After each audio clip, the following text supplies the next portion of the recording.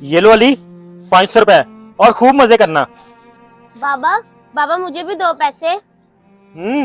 तुम्हें कितनी दफा बोला है कि मुझे बाबा मत बोला कर। वो तो शुक्र है कि तुम्हारी नई माँ बाजार गई हुई है। ये ले 10 रुपए। पापा भैया को 500 और मुझे सिर्फ 10 रुपए।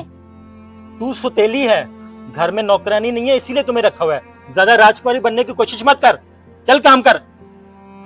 बेटा मैं ऑफिस जा रहा हूँ। ले पापा। मेरे बेटे।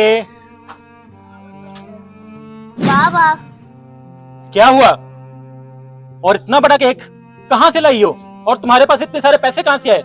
लगता है तुमने कहीं से चोरी किए हैं। बाबा मैंने कोई चोरी नहीं की। आप जो मुझे रोज पैसे देते थे वही जमा करके मैं ये केक लेके आई हूँ। क्योंकि आज आपका बर्थडे था ना पापा। बेटा मुझे माफ कर दो। बेशक बेटियां अल्लाह की रहमत होती हैं।